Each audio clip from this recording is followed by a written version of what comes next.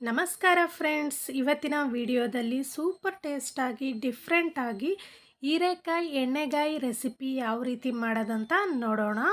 ತುಂಬಾ ರುಚಿಯಾಗಿರುತ್ತೆ ಫ್ರೆಂಡ್ಸ್. ಇದನ್ನು ನೀವು ಅನ್ನ, ಚಪಾತಿ ಮತ್ತು ರೊಟ್ಟಿ ಎಲ್ಲದಕ್ಕೂ ತಿನ್ಬೋದು. ನೀವು ಖಂಡಿತ ಟ್ರೈ ಮಾಡಿ ನೋಡಿ. ಇನ್ನೂ ಯಾರು ನಮ್ಮ ಚಾನಲನ್ನು ಸಬ್ಸ್ಕ್ರೈಬ್ ಆಗಿಲ್ವೋ ಸಬ್ಸ್ಕ್ರೈಬ್ ಆಗಿ ಈ ವಿಡಿಯೋನ ಪೂರ್ತಿಯಾಗಿ ನೋಡಿ.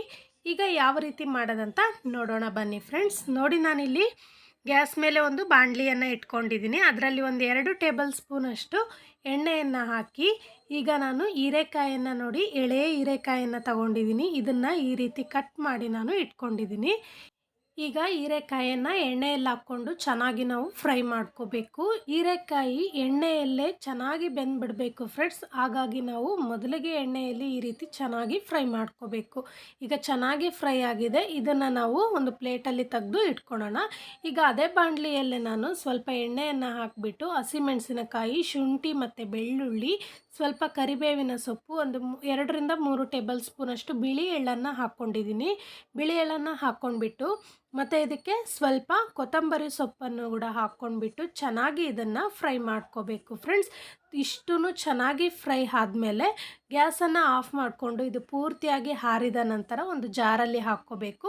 ಈಗ ಇದಕ್ಕೆ ನಿಂಬೆಹಣ್ಣಿನ ಗಾತ್ರದಷ್ಟು ಹುಣಸೆ ಹಣ್ಣನ್ನು ಹಾಕ್ಕೊಂಡಿದ್ದೀನಿ. ಮತ್ತು ಒಂದು 3ರಿಂದ 4 ಟೇಬಲ್ ಸ್ಪೂನಷ್ಟು ಕಡಲೆ ಬೀಜವನ್ನು ಹುರಿದ್ಬಿಟ್ಟು ಹಾಕ್ಕೊಂಡಿದ್ದೀನಿ.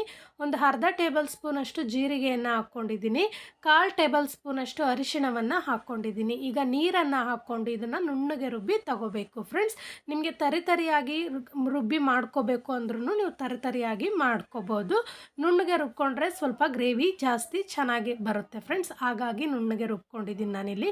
ಈಗ ಅದೇ ಬಾಣಲಿಯಲ್ಲೇ ನಾನು ಇನ್ನೊಂದು 2 ಟೇಬಲ್ ಸ್ಪೂನಷ್ಟು ಎಣ್ಣೆಯನ್ನು ಹಾಕಿ, ಈರುಳ್ಳಿ ಮತ್ತು ಕರಿಬೇವಿನ ಸೊಪ್ಪನ್ನು ಹಾಕಿ, ಈರುಳ್ಳಿ ಚೆನ್ನಾಗಿ ಫ್ರೈ ಆದ ನಂತರ ರುಬ್ಬಿರುವಂಥ ಪೇಸ್ಟನ್ನು ಹಾಕಿಬಿಟ್ಟು ರುಚಿಗೆ ತಕ್ಕಷ್ಟು ಉಪ್ಪನ್ನು ಹಾಕ್ಕೋಬೇಕು. ಉಪ್ಪನ್ನು ಹಾಕಿದ್ಮೇಲೆ ಇದನ್ನು ಚೆನ್ನಾಗಿ ಮಿಕ್ಸ್ ಮಾಡ್ಕೊಳ್ಳೋಣ. ನಾವೆಲ್ಲ ಫ್ರೈ ಮಾಡಿ ರುಬ್ಬಿರೋದ್ರಿಂದ ಇದೇನು ತುಂಬ ಹೊತ್ತು ಕುದಿಸ್ಬೇಕು ಅನ್ನೋದೇನಿಲ್ಲ ಫ್ರೆಂಡ್ಸ್. ಫ್ರೈ ಮಾಡಿರೋದ್ರಿಂದ ಹಸಿ ವಾಸನೆ ಇರೋದಿಲ್ಲ. ಈಗ ನೋಡಿ, ಮಸಾಲೆ ಸ್ವಲ್ಪ ಮಿಕ್ಸ್ ಮಾಡಿಕೊಂಡು ಇದಕ್ಕೆ ಫ್ರೈ ಮಾಡಿ ಇಟ್ಕೊಂಡಿರುವಂಥ ಹೀರೆಕಾಯನ್ನು ಹಾಕಿಬಿಟ್ಟು ಒಂದು 1/4 ಬೌಲಷ್ಟು ನೀರನ್ನು ಹಾಕ್ಕೊಂಡ್ಬಿಟ್ಟು ಚೆನ್ನಾಗಿ ಇದನ್ನು ಮಿಕ್ಸ್ ಮಾಡಿಕೊಂಡು ಒಂದು ಪ್ಲೇಟನ್ನು ಮುಚ್ಚಿಬಿಟ್ಟು ಕುದಿಯೋದಕ್ಕೆ ಬಿಡೋಣ. ಈಗ ಒಂದು 2 ನಿಮಿಷ ಆಗಿದೆ ಫ್ರೆಂಡ್ಸ್. ಈಗ ಪ್ಲೇಟನ್ನು ತೆಗೆದ್ಬಿಟ್ಟು ತೋರಿಸ್ತೀನಿ ನಾನು. ನೋಡಿ, ಚೆನ್ನಾಗಿ ಕುದೀತಾ ಇದೆ. ಮತ್ತು ಇನ್ನೊಂದು ಸತಿ ಇದನ್ನು ಮಿಕ್ಸ್ ಮಾಡಿಕೊಂಡು ಮತ್ತೆ ಒಂದು ಬಾರಿ ಪ್ಲೇಟನ್ನು ಮುಚ್ಚಿ ಹೀರೆಕಾಯಿ ಚೆನ್ನಾಗಿ ಬೇಯೋವರೆಗೂ ಬೇಯಿಸ್ಕೊಂಬಿಡಿ. ಈಗ ನೋಡಿ, ಒಂದು 5ರಿಂದ 10 ನಿಮಿಷ ಲೋ ಫ್ಲೇಮಲ್ಲೇ ನಾನು ಕುದಿಯೋದಕ್ಕೆ ಬಿಟ್ಟಿದ್ದೆ.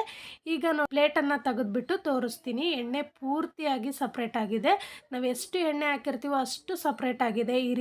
ಈ ರೀತಿ ಸಪ್ರೇಟ್ ಆಗಿದ್ರೆ ನಮ್ಮ ಹೀರೆಕಾಯಿ ಎಣ್ಣೆಗಾಯಿ ರೆಸಿಪಿ ತುಂಬಾ ಚೆನ್ನಾಗಿ ಬಂದಿದೆ ಅಂತ ಅರ್ಥ. ನೋಡಿದ್ರಲ್ವ ಎಷ್ಟು ಈಸಿಯಾಗಿ ಸಿಂಪಲ್ಲಾಗಿ ಮಾಡ್ಬೋದಂತ. ಖಂಡಿತ ನೀವು ಟ್ರೈ ಮಾಡಿ ನೋಡಿ. ನಿಮ್ಮ ಮನೇಲಿ ತುಂಬಾ ಇಷ್ಟಪಟ್ಟು ತಿಂತಾರೆ. ಈ ವಿಡಿಯೋ ನಿಮ್ಗೆ ಇಷ್ಟ ಆಗಿದ್ದರೆ ಪ್ಲೀಸ್ ಲೈಕ್ ಮಾಡಿ, ಕಾಮೆಂಟ್ ಮಾಡಿ, ಶೇರ್ ಮಾಡಿ. ನಮ್ಮ ಚಾನಲನ್ನು ಸಬ್ಸ್ಕ್ರೈಬ್ ಆಗಿ. ಇನ್ನೊಂದು ವಿಡಿಯೋದೊಂದಿಗೆ ಬರುತ್ತೇನೆ. Keep watching. Thank you.